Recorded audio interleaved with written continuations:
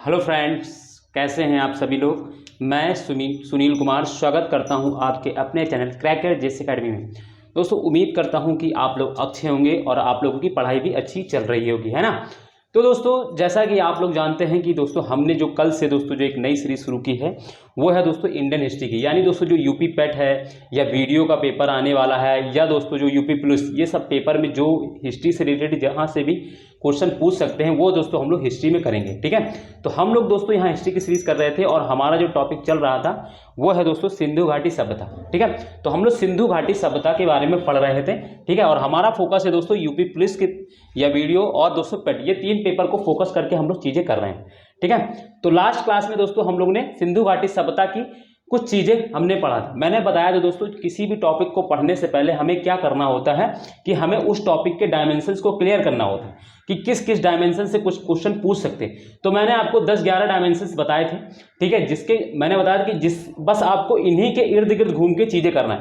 देखो, मैंने आपको कल एक बात और बताई थी, क्या होता है, हमें कुछ टॉपिक्स जैसे क्या होता है हमें क्लियरली याद होता है कि हमें टॉपिक से रिलेटेड चीजें जो नॉलेज है। बट क्या होता है, जब कभी लिखना या हमको किसी को बताना हो तो हम क्या होता है उसको पूरे लेबद्ध तरीके में नहीं बता पाते हैं। यानी कुछ कहीं की बातें यहाँ कहीं वहाँ, जैसे नहीं होता कि संविधान में कहा गया यहाँ का रोड़ा यहाँ की माटी वहाँ का रोड़ा, है ना, भानुमती ने कुनबा जोड़ा। तो ये क्या है दोस्तों, तो ये चीजें हैं। इसी तरह दोस्तों क्या होता है, हमारा नॉलेज का बिखराव रहता है। क्यों? क्योंकि हमारे अंदर जो कॉन्सेप्ट या जो दोस्तों टॉपिक का दोस्तों क्या होता है हमें डायमेंशंस ही नहीं पता होता। तो इसीलिए मैंने दोस्तों आपको कल हर टॉपिक में हिस्ट्री में मैं जितना आपको पढ़ाऊंगा सारे के डायमेंशंस बताते चलूंगा कि यहाँ से आपको इस तरीके से ये टॉपिक करना है। ठीक है, तो मैंने दोस्तों लास्ट क्लास में हम लोग दोस्तों सिंधु घाटी सभ्यता कर रहे थे। सिंधु घाटी सभ्यता। ठीक है, मैं जल्दी से आपको इसके डायमेंशंस क्लियर कर लेता हूं। पहले मैंने आपको बताया था कि इसके बताना है कि ये दोस्तों इसका क्या है दोस्तों, ये आदि इतिहासकालीन सभ्यता है। आदि इतिहास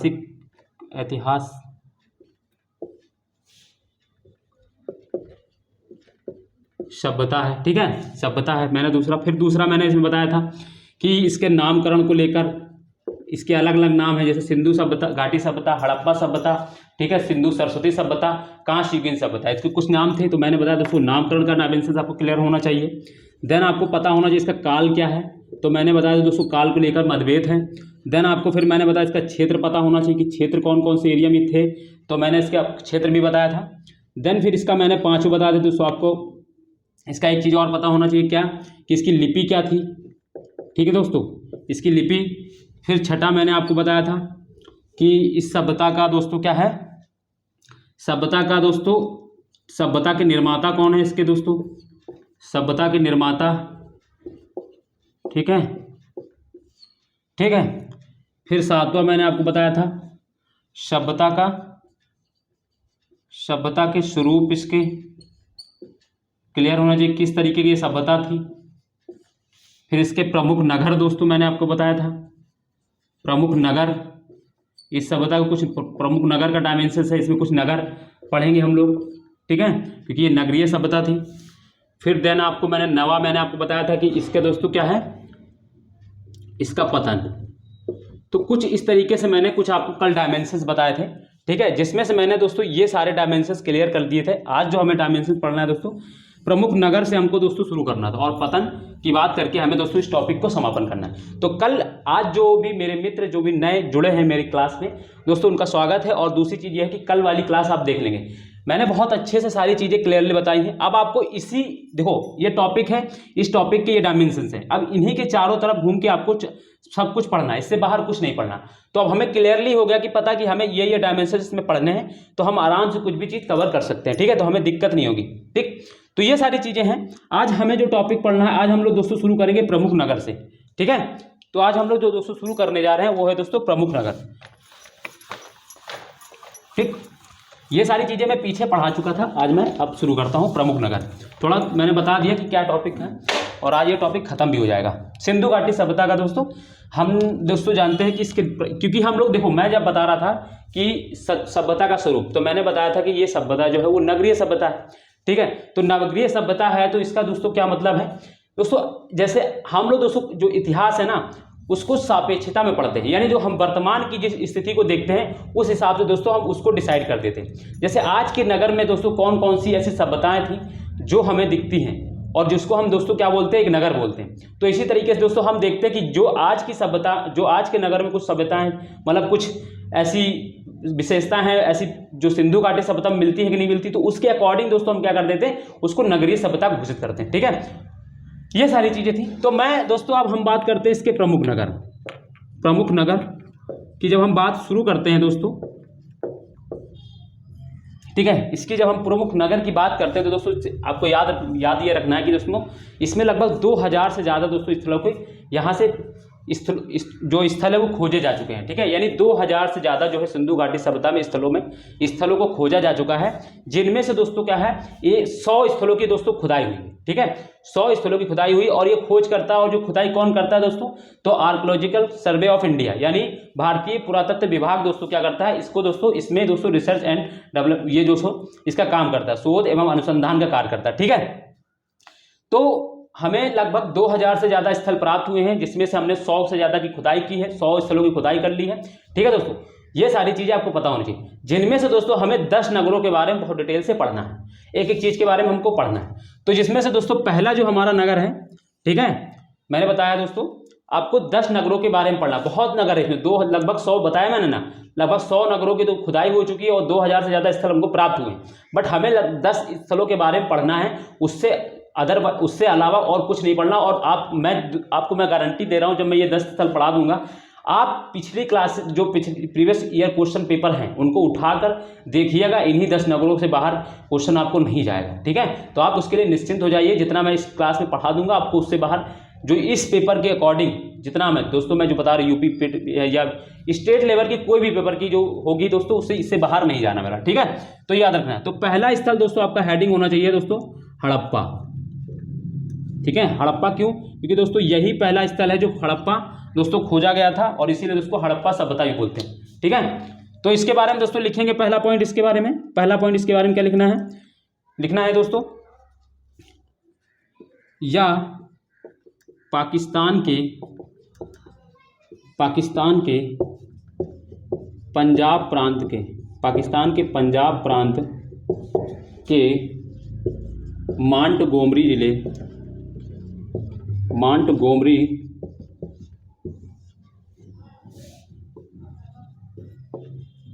जिले में रावी नदी के किनारे स्थित है। रावी नदी के किनारे स्थित है। ठीक है, तो पहली चीज़ तो ये हो गई कि ये कहाँ पर स्थित है दोस्तों, तो यह पाकिस्तान के पंजाब प्रांत के मांटगोमरी जिले में रावी नदी किनारे स्थित है। ठीक है, पहला पॉइंट इसके बारे में ये लिखना था। दूसरा दोस्तों इसके पॉइंट में लिखना है, इसके दोस्तों उत्खननकर्ता कौन है। उत्खननकर्ता कौन है दोस्तों, इसके उत्खननकर्ता कौन है, यानी इसको दोस्तों उसको उत्खनन कौन किया है दोस्तों, तो मैंने कल बताया था दोस्तों आपको, कौन है दोस्तों बताइए आप लोग, दयाराम साहनी। ठीक है, और इसकी डेट आपको याद रखनी है 1921। ठीक है, क्योंकि ये पहला स्थल था इसीलिए उसको याद रखना है, और 1921 दयाराम साहनी और 1921। ठीक है, ये चीज़ आपको याद रखना है। अब इसमें दोस्तों आपको तीसरा पॉइंट लिखना है, यहाँ से हमको कुछ साक्ष्य प्राप्त हुए हैं। तो यहाँ से दोस्तों हमें एक विशाल अन्नागार प्राप्त हुआ, ये लिखना है दोस्तों। लिखो दोस्तों, लिखिएगा आप लोग, यहाँ से एक विशाल अन्नागार प्राप्त हुआ है। मैं लिख दे रहा हूँ, विशाल अन्नागार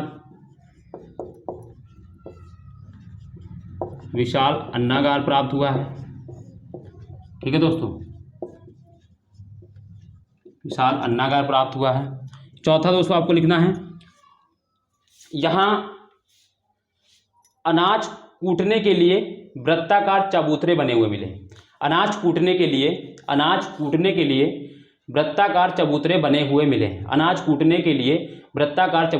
हुए मिले। ठीक है, ये भी आपको पॉइंट लिखना है, यहाँ अनाज कूटने के लिए वृत्ताकार चबूतरे बने हुए मिले। ठीक है, तो ये 4 पॉइंट इसमें हो गए, यहाँ अनाज कूटने के लिए वृत्ताकार चबूतरे मिले हुए हैं। ठीक है, ये लिख लिया होगा आप लोग ने। पांचवा दोस्तों आपको लिखना है, पांचवा लिखना है दोस्तों, यहाँ से एक श्रमिक आवास प्राप्त हुआ है। ठीक है, यहाँ से एक श्रमिक आवास प्राप्त हुआ। अब आप लोग सोच रहे होंगे कि हम ये क्यों लिख रहे हैं, ये श्रमिक आवास हमको क्या दोस्तों, एक्चुअली ऐसा है ना दोस्तों, क्योंकि इस सभ्यता के बारे में हम कुछ ज़्यादा जितने भी हमारे पास सोर्सेस हैं, क्योंकि दोस्तों नगरीय सभ्यता में इसको बोलते हैं, तो हम इसमें दोस्तों इसमें रिसर्च कर रहे हैं। यहाँ हमें छोटी सी छोटी चीज़ अगर हम कोई चीज़ मिलती है तो उसको हम लोग बहुत ज़्यादा उसको वैल्यू देते हैं, ठीक है। तो इस वजह से दोस्तों हमको इसमें जो कुछ शहर हैं, कुछ नगर हैं, जिसमें से दोस्तों हमें कुछ साक्ष्य प्राप्त हो रहे हैं, उनके बारे में हमें याद रखना, क्योंकि डायरेक्ट क्वेश्चन पूछा जाता है कि यहाँ से जो श्रमिक आवास है निम्नलिखित में से कौन से नगर में पाए गए हैं, तो आपको 4 नगर दे दिए जाएंगे, आपको बताना होगा, ठीक है। तो इसलिए मैंने बताया कि यहाँ से श्रमिक आवास के साक्ष्य प्राप्त हुए हैं, ठीक है। तो मैंने यहाँ पे दोस्तों आपको 3 साक्ष्य बताए हैं। एक तो पहली बात तो विशाल अन्नागार प्राप्त हुआ है। दूसरी चीज मैंने आपको बताया है कि यहाँ अनाज कूटने के लिए वृत्ताकार चबूतरे बने हुए प्राप्त हुए हैं। तीसरी बात मैंने बताई कि यहाँ पे वो क्या है, श्रमिक आवास प्राप्त हुए हैं, ठीक है। तो ये दोस्तों क्या है, मोहनजोदड़ो के बारे में आपको इतना पता होना चाहिए था, ठीक है। सॉरी दोस्तों, हड़प्पा के बारे में। यह पाकिस्तान के पंजाब प्रांत के मांटगोमरी जिले में रावी नदी किनारे स्थित है। उत्खननकर्ता कौन है, तो दयाराम साहनी और 1921 में, ठीक है। ये याद रखना है, इसकी डेट भी याद रखनी है और उत्खननकर्ता कौन है वो भी याद रखना है। और विशाल अन्नागार प्राप्त हुआ है, जो भी चीज़ है, ठीक है। फिर मैंने तीन इसमें पॉइंट आपको बताएं, ठीक है। ये हो गया, मैं इसको मिटा रहा हूँ।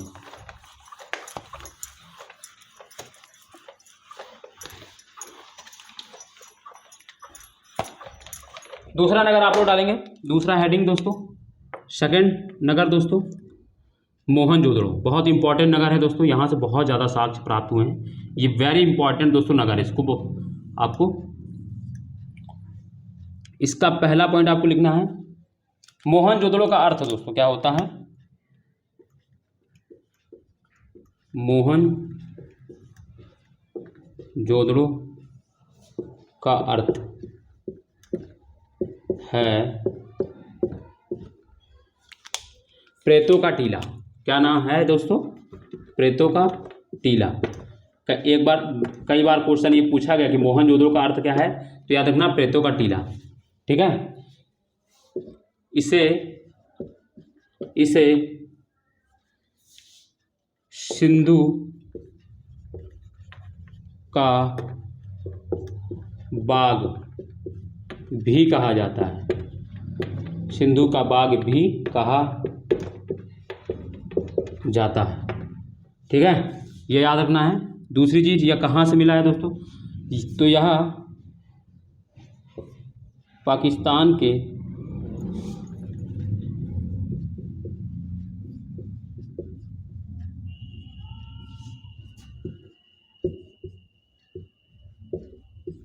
सिंध प्रांत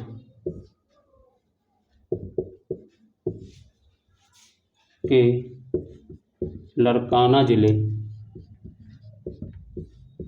में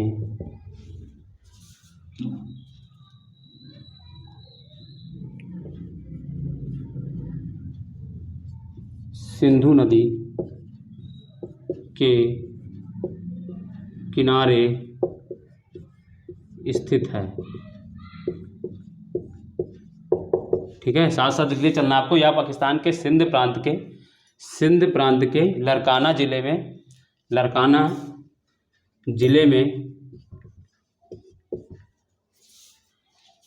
सिंधु नदी के किनारे स्थित है, ठीक है। तो यह याद रखना है दूसरा पॉइंट इसमें। थर्ड पॉइंट इसमें याद रखना है, इसके उत्खननकर्ता कौन है, तो इसके उत्खननकर्ता कौन है, तो ये भी याद रखना है, इसकी बहुत इंपॉर्टेंट है। तो इसके उत्खननकर्ता राखालदास बनर्जी,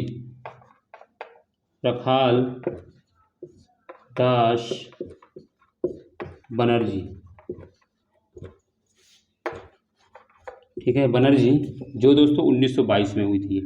इन दोनों के आपको दोस्तों इनके नाम ये भी याद रखने पड़ेंगे और डेट भी याद रखो, और बाकी की आपको डेट नहीं याद रखनी पड़ेगी, ठीक है। तो उत्खननकर्ता ये है। यहाँ से दोस्तों कुछ साक्ष्य प्राप्त हुए हैं। सबसे पहले तो ये चीज़ है।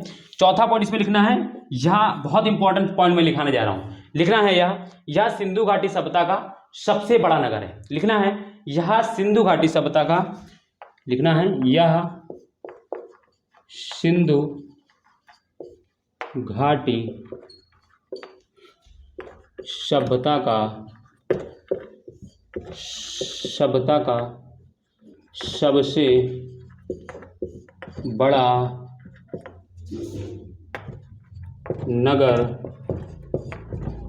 है। यह सिंधु घाटी सभ्यता का सबसे बड़ा नगर है। ठीक है, वेरी इंपॉर्टेंट पॉइंट है दोस्तों, स्टार लगा लीजिएगा। कई बार पूछा गया क्वेश्चन है कि सिंधु घाटी सभ्यता का सबसे बड़ा नगर कौन सा है, तो यह मोहनजोदड़ो। ये लगभग 250 वर्ग स्क्वायर फीट में फैला हुआ है ये, मगर आपको वो ये नहीं याद रखना है, बस आपको याद रखना है कि सिंधु घाटी सभ्यता का सबसे बड़ा नगर है। ठीक है, फिर इसके बाद 5वां पॉइंट इसमें लिखेंगे दोस्तों, आप लिखिएगा, मैं बोलते जा रहा हूं। इसमें दोस्तों 5वां पॉइंट आपको लिखना है, यहां से लिखना दोस्तों आप लोगों को, यहां से एक विशाल स्नानागार प्राप्त हुआ है। स्नानागार, यहां से एक विशाल स्नानागार प्राप्त हुआ है। स्नानागार, यहां से एक विशाल स्नानागार प्राप्त हुआ है। यहां से एक विशाल स्नानागार प्राप्त हुआ है, लिख लिया होगा आप लोगों ने, यहां से एक विशाल स्नानागार प्राप्त हुआ है। देन इसके बाद फिर आपको 5 और लिखना है, आगे पॉइंट 200 लिखना है। यहां से एक कांसे की नर्तकी की मूर्ति प्राप्त हुई। कांसे की नर्तकी की मूर्ति, कांसे की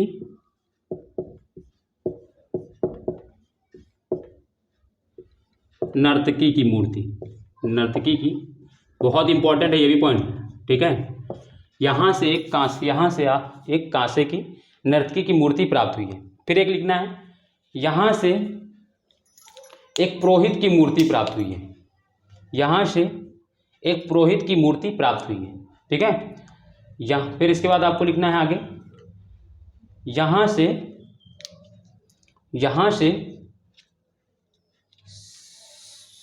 सबसे अधिक मोहरें प्राप्त हुई हैं। ठीक है, यहां से सिंधु घाटी सभ्यता की सबसे अधिक मोहरें प्राप्त हुई हैं।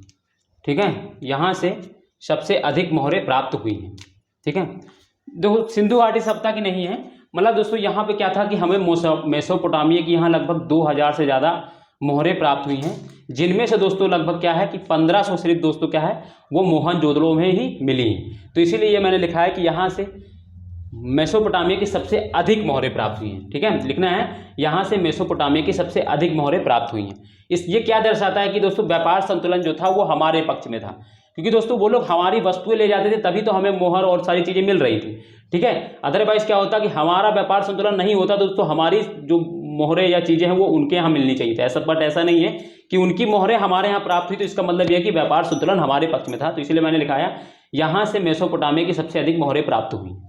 ठीक है, तो ये और एक चीज और इसमें लिखना है, यहां से पशुपति शिव की मूर्ति प्राप्त हुई है। एक पॉइंट और भी लिखना है, यहां से पशुपति शिव की मूर्ति प्राप्त हुई। ठीक है, तो मूर्तियों के बारे में मैंने आपको 3 चीज बताई है, एक तो कांसे की नर्तकी की मूर्ति प्राप्त हुई है, एक तो पुरोहित की मूर्ति प्राप्त हुई है, और तीसरी दोस्तों मैंने बताया पशुपति शिव की मूर्ति प्राप्त हुई है। ठीक है, तो ये चीज आपको याद रखना है, बाकी और चीजें मैंने बता दी आपको। तो ये दोस्तों मोहनजोदड़ो के बारे में मैंने आपको जितना बताया उतना आपको याद रखना है। बस मैंने वो कहाँ रख दिया डस्टर, अरे यार, हाँ ये। ठीक है, तो मोहनजोदड़ो के बारे में हो गया। तीसरा हेडिंग डालेंगे दोस्तों आप लोग, चाहुंदड़ो।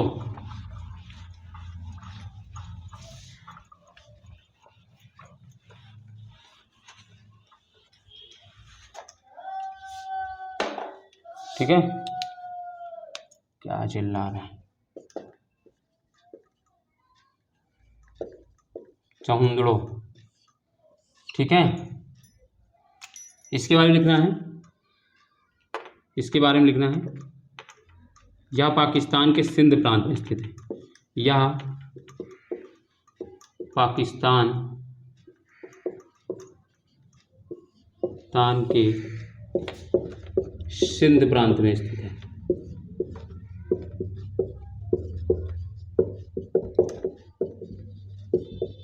में स्थित है। ठीक है, सेकंड पॉइंट आपको लिखना है, उत्खननकर्ता एनजी मजूमदार, उत्खनन करता। तो इसके बारे में लिखना है मजूमदार, एनजी मजूमदार, एनजी मजूमदार। ठीक है, इसके उत्खनन करता है। अब यहाँ से दोस्तों हमें कुछ साक्ष्य प्राप्त हुए, उसके बारे में लिखना है। साक्ष्य दोस्तों यहाँ से क्या मिला है, सबसे पहला साक्ष्य तो यहाँ मिला है कि यहाँ से मनके बनाने का कारखाना प्राप्त हुआ है। मनके बनाने का कारखाना प्राप्त, यहाँ से मनके बनाने का कारखाना प्राप्त हुआ है।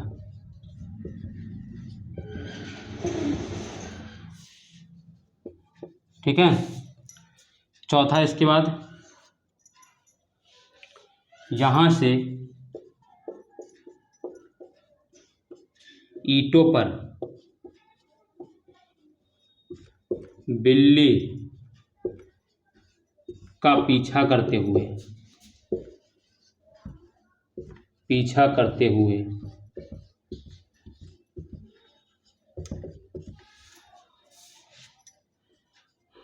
कुत्ते के पैरों पंजों के निशान मिले हैं। पैरों लिख लो या पंजों के निशान, पंजों के साक्ष्य प्राप्त हुए हैं।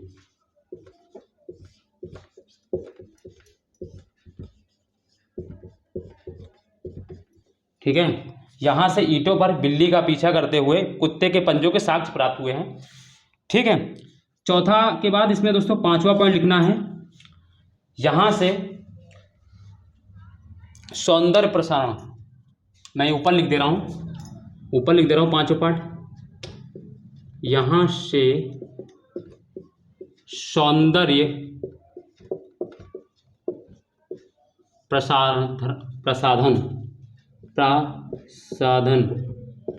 प्रसाधन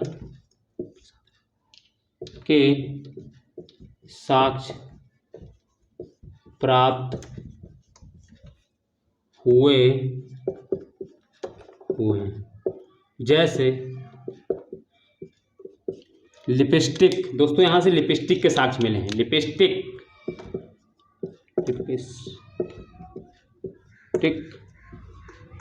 कंघा, ठीक है, आदि इसी तरह की दोस्तों हमें चीजें मिली हैं। तो यहां से सौंदर्य प्रसाधन के साक्ष्य प्राप्त हुए हैं। ठीक है। ये लिखिए फटाक से दोस्तों। पानी पी लेते हैं, बहुत जो गर्मी भी लगने लगा है तो पसीना पूछ ली थोड़ा सा।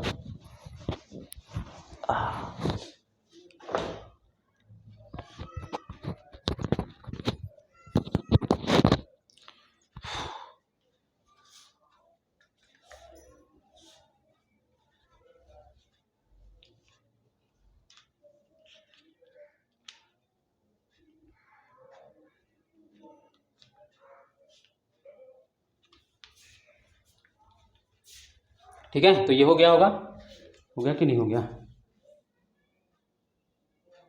हाँ, हो गया। ठीक है। तो ये इसके बाद दोस्तों हम अगला पॉइंट लिखते हैं, पांचवा दोस्तों।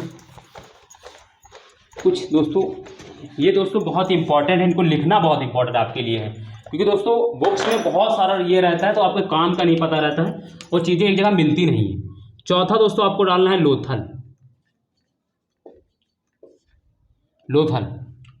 दोस्तों ये दोस्तों जो है यह गुजरात के, ये गुजरात में, ठीक है दोस्तों, ये गुजरात के अहमदाबाद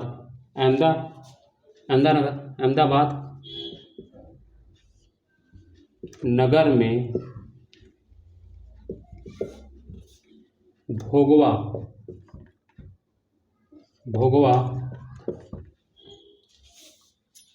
नदी पर स्थित है। भोगवा नदी पर स्थित, बहुत इंपॉर्टेंट नदी है दोस्तों, पूछा गई क्वेश्चन है, स्थित है कि दोस्तों लोथल किस नदी पर स्थित है, तो भोगवा। ठीक है। तो यह गुजरात के अहमदाबाद नगर में भोगवा नदी पर स्थित है। ठीक है। इसके दोस्तों जो उत्खननकर्ता जो हैं, उत्खननकर्ता जो हैं SR राव हैं दोस्तों, SR राव, बस इतना याद रखना और कुछ नहीं। ठीक है। इसके बारे में दोस्तों तीसरा पॉइंट लिखना है, यहाँ से एक गोदीवाड़ा यानी बंदरगाह, यहाँ से एक गोदीवाड़ा, इसको ब्रैकेट में लिख दे रहा हूँ बंदरगाह, ठीक है, ताकि आपको पता रहे। यहाँ से एक गोदीवाड़ा के का साक्ष्य प्राप्त हुआ है, साक्ष्य नहीं तो प्राप्त हुआ है। ठीक है। प्राप्त हुआ है। तीसरा दोस्तों, चौथा, यहाँ से एक फारस की मुद्रा प्राप्त हुई है। यहाँ से एक फारस की मुद्रा, मोहर, फारस की मुद्रा, मुद्रा मतलब दोस्तों वहाँ पे दोस्तों मुद्रा का मतलब मोहर है, मोहर प्राप्त हुई है।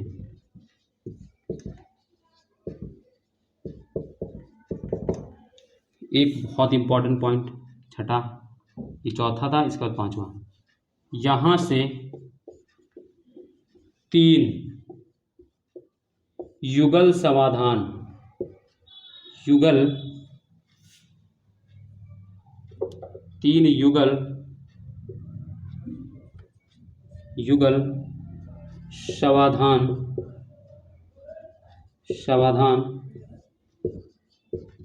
प्राप्त हुए हैं,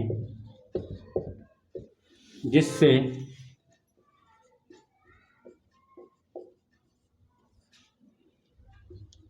पता, जिससे यहाँ सती प्रथा का प्रमाण मिलता है, सती प्रथा का प्रमाण मिलता है। दोस्तों युगल समाधान मतलब क्या, यहाँ पे एक स्त्री एवं एक पुरुष का दोस्तों क्या है, एक ही जगह पर दोस्तों अस्थियां मिली हुई हैं, एक ही कब्र में दोस्तों क्या है, स्त्री पुरुष दोनों की कब्रें पाई गई। तो दोस्तों ये क्या कब संभव, क्या दोनों एक ही दिन, तो दोस्तों कोई मर ही नहीं जा सकता, ठीक है। तो ऐसा इतिहासकार ऐसे मानते हैं कि दोस्तों हो सकता है कि वहाँ भी दोस्तों क्या है, सती प्रथा का कुछ, सती प्रथा जैसा कुछ कॉन्सेप्ट रहा होगा। जैसे हमारे जो प्राचीन इतिहास में और मध्यकालीन इतिहास में दोस्तों सती प्रथा के बहुत सारे प्रमाण मिलते हैं, तो हो सकता है कि दोस्तों ये भी दोस्तों क्या है, वहाँ पे दोस्तों क्या है, सती प्रथा का कुछ कॉन्सेप्ट जैसा, सती प्रथा जैसा कुछ कॉन्सेप्ट रहा होगा, ठीक है। तो इसीलिए दोस्तों क्या है, यहाँ से 3 युगल समाधान प्राप्त हुए हैं, जिससे यहाँ सती प्रथा का प्रमाण मिलता है, जिससे यहाँ सती प्रथा का प्रमाण मिलता है, ठीक है। तो ये चीज आपको याद रखना है। तो और यहाँ पे दोस्तों एक और पॉइंट लिखना है, यहां से एक अग्निकुंड प्राप्त हुआ है दोस्तों, ठीक है। यहां से एक अग्निकुंड मिला है, ठीक है। ये चीज लिख लो फटाफट, फटाफट लिखो और फिर अगले हम लोग आगे चलते हैं।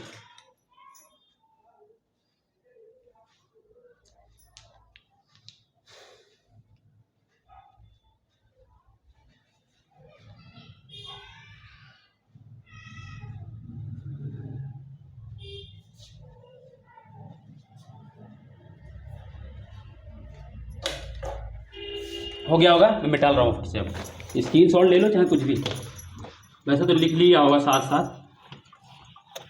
इसके बाद दोस्तों 5वां आप डालेंगे कालीबंगा, हेडिंग रहेगी 5वां कालीबंगा।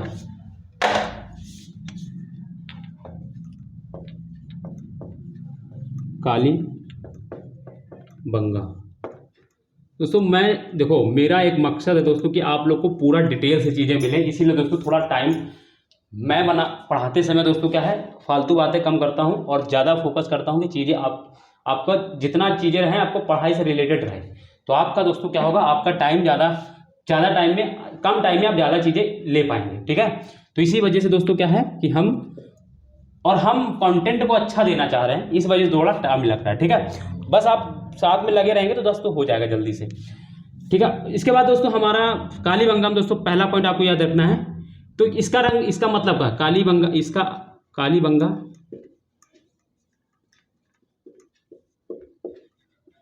का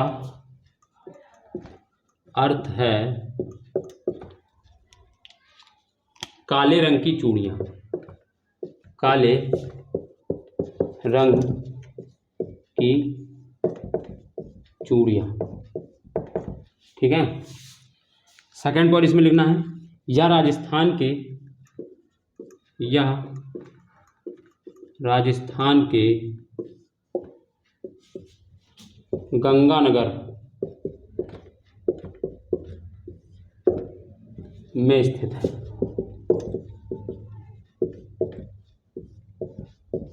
ठीक है। तीसरा पॉइंट आपको इसमें लिखना है दोस्तों, उत्खनन करता दोस्तों इसके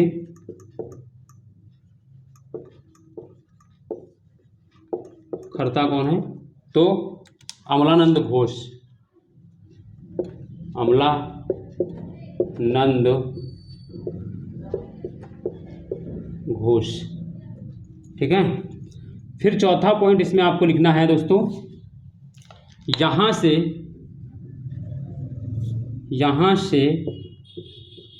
जुते हुए खेत के साक्ष्य प्राप्त हुए हैं। जुते हुए खेत के साक्ष्य प्राप्त हुए हैं।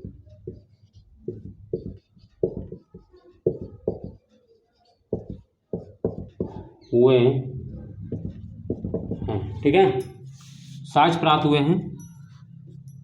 फिर पांचवा पॉइंट लिखना है, यहां से भूकंप के साक्ष्य प्राप्त हुए हैं। भूकंप दोस्तों मैं अभी बताता हूं, यहां से भूकंप के साक्ष्य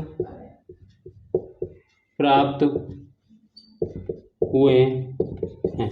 दोस्तों बात यह है ना कि दोस्तों जैसे मैंने बताया यहां से जुते हुए खेत के साक्ष्य प्राप्त हुए हैं। तो दोस्तों यहां से क्या था कि दोस्तों अब हमें दोस्तों क्या है, हमें यहां से कोई ना तो लोहे का हल प्राप्त हुआ है ना किसी चीज का। तो हो सकता है ऐसा, क्योंकि दोस्तों अभी हम आगे पढ़ेंगे तो यहाँ पे मतलब मिट्टी का बना हुआ हल पाया गया है बनावली में हमें दोस्तों क्या हो, मिट्टी का बना हुआ हल प्राप्त मिलेगा। अभी हम आगे लिखाएंगे।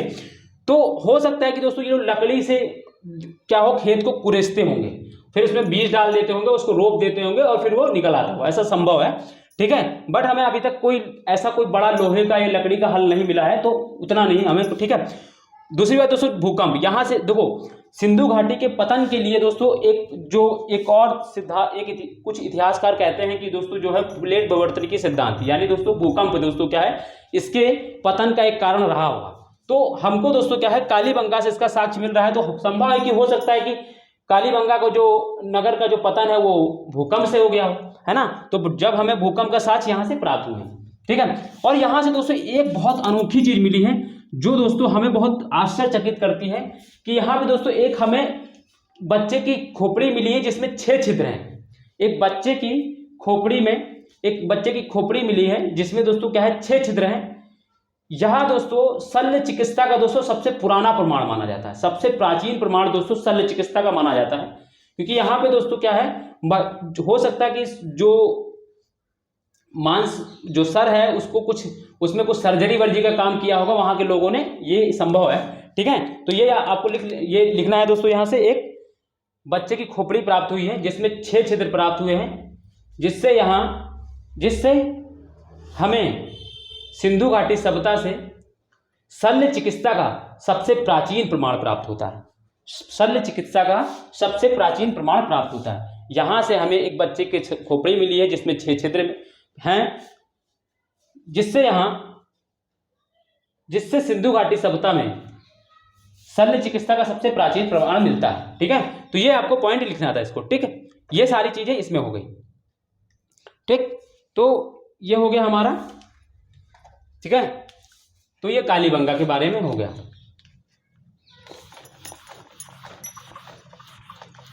ठीक है,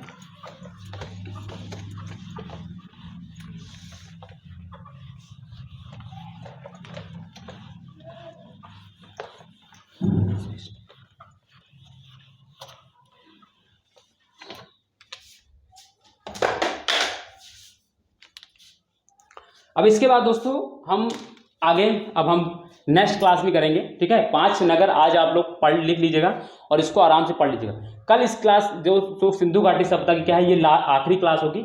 इसके बाद दोस्तों क्या होगा, सिंधु घाटी सभ्यता खत्म हो जाएगा। और इसके बाद दोस्तों हम लोग कहाँ चलेंगे, आगे के टॉपिक में दोस्तों क्या है, वैदिक सभ्यता।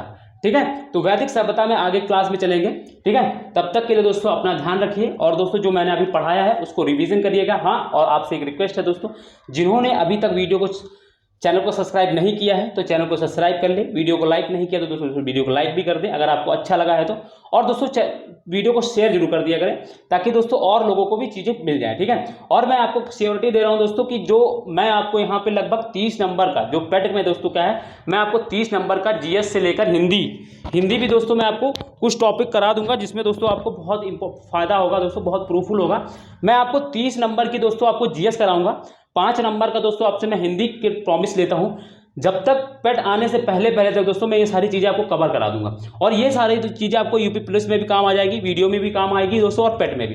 तो दोस्तों आप बस मेरे साथ बने रहें और दोस्तों लगातार वीडियो को देखते रहें, और जितना मैं कराऊँ उसको आप रिविज़न करते रहें। इतना करते रहेंगे दोस्तों आपको बहुत ज़्यादा फायदा होगा। और बस, और जैसे मैंने अभी हिस्ट्री पढ़ा रहा हूँ, तो कहीं और से अगर जैसे आप लोग कुछ और पढ़ लें तो वहाँ पे पढ़ें, कोई दिक्कत नहीं है।